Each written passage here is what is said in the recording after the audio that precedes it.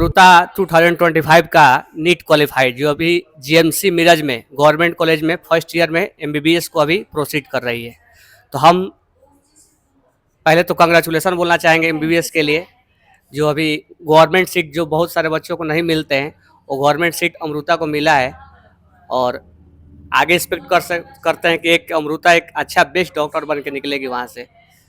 तो थोड़ा सा हम पिछले साल के जो अमृता का एक्सपीरियंस है वो टेस्ट सीरीज के बेसिस पर हम बोलना चाहते हैं कि टेस्ट सीरीज अमृता के लिए जो हमारा टेस्ट सीरीज है सक्सेस मैग्नेट एकेडमिक का, वो टेस्ट सीरीज कैसे बेनिफिशियल हुआ आपके लिए? टेस्ट सीरीज तो बहुत बेनिफिशियल था, क्योंकि जो टेस्ट यहाँ हुए उससे भी कई गुना ज़्यादा इजी पेपर आया था। मैं कहना चाहूँगी कि यहाँ हमें आदत सी पड़ गई थी कि लंबे लंबे क्वेश्चंस देखने की, उन्हें टाइम में रीड करने की, एनालाइज करके उन्हें सॉल्व करने की जो आदत पड़ी थी वो ज़्यादा फ़ायदा दे रही थी हमें एक्चुअल नीट में। क्योंकि कई बार क्या होता है, पेपर लेंदी आता है तो बच्चों को वो रीड नहीं होता है, तो आधे तो क्वेश्चन ऐसे ही छूट जाते हैं कि पूरा रीड नहीं हुआ, फिर पूरा समझ में नहीं आया, फिर सॉल्व नहीं करने के लिए टाइम नहीं मिला। ऐसे बहुत सारे प्रॉब्लम्स होते हैं, लेकिन वो प्रॉब्लम हमें नहीं आया, क्योंकि हमारे यहाँ के ऑलरेडी जो क्वेश्चन पेपर होते थे वो लंबे होते थे, लेंदी होते थे, तो हमें आदत सी हो गई थी उसकी वजह से। एक टेस्ट पेपर देने का बेनिफिट क्या होता है?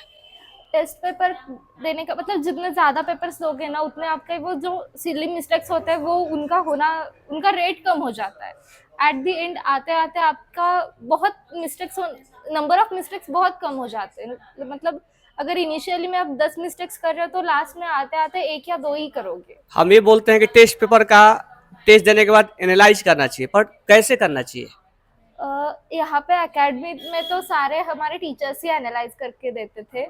मतलब अगर मेरा खुद का पूछो तो मैं ऐसा करती थी, एक बार पूरा क्वेश्चन पेपर ले लेने के बाद उसके बाद सारे क्वेश्चंस पे वहाँ पे टिक कर देना कि ये इस टॉपिक का है, ये उस टॉपिक का है। फिर एक लिस्ट बनाना है कि ये नहीं आया है मुझे, ये टॉपिक मेरा वीक है, तो उस लिस्ट पे काम करना है बाद में आपको।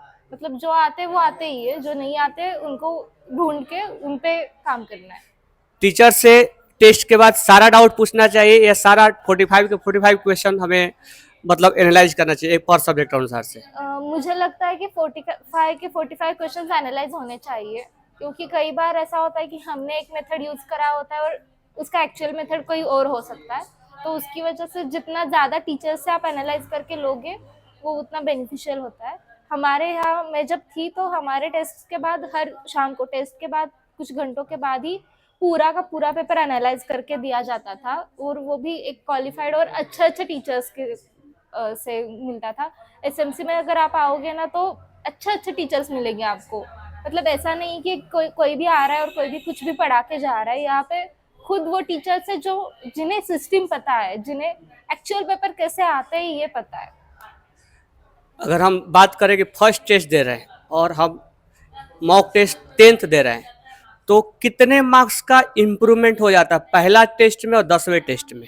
पहले टेस्ट में तो सब लोगों का पूरा 100% सिलेबस कवर नहीं हुआ होता है रिवीजन करके, तो उसमें कम मार्क्स आ सकते हैं, उसमें कोई बड़ी बात नहीं है। लेकिन जैसे जैसे आप टेस्ट देते जाओगे वैसे वैसे आपके टॉपिक्स कवर होते जाते हैं, आपकी मिस्टेक्स करने की रेट कम हो जाता है। तो फर्स्ट टेस्ट से लेके 10th टेस्ट में आपके आराम से 100 मार्क्स 80-100 मार्क्स का डिफरेंस आ सकता है। Okay, thank you Amrita.